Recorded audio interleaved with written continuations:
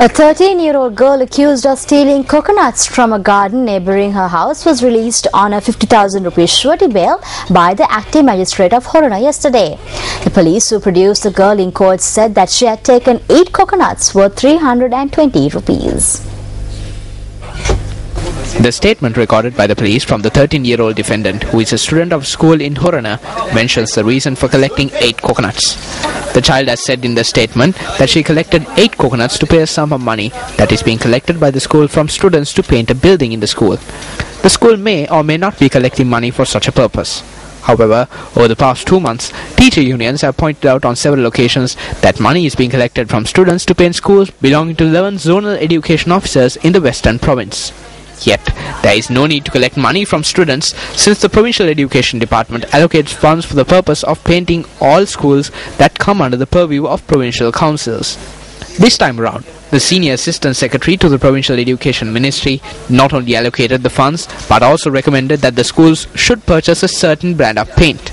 The minutes of a meeting held on the 22nd of last month between teacher unions and the provincial education ministers notes that the teacher unions raised questions about the school authorities collecting money from students even when provincial councils had allocated funds. The minutes of the meeting confirmed that in response, the Chief Minister of the province had said it was fair to collect 250 rupees from each student.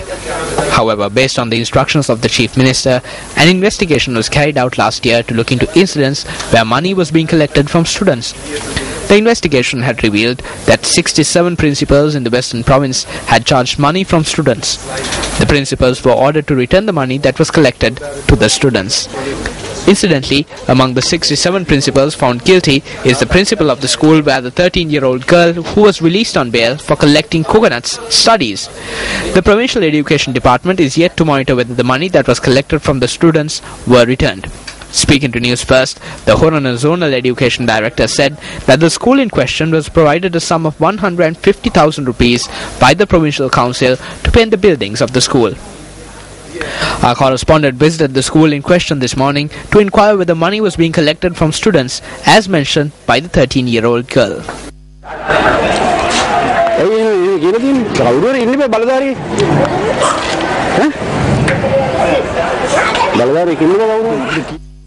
Meanwhile, 3 weeks ago, the police produced a brother and a sister before the Horana magistrate for allegedly taking 2 jackfruits from a garden belonging to a retired police officer. The suspects were later released on bail.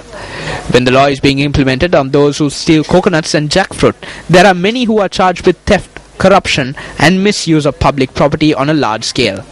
The report of the Committee on Public Enterprises bears testament to such incidents.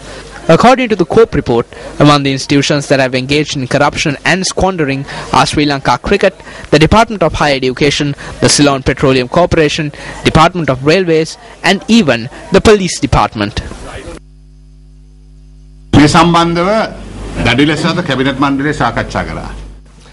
The Cabinet discussed this extensively.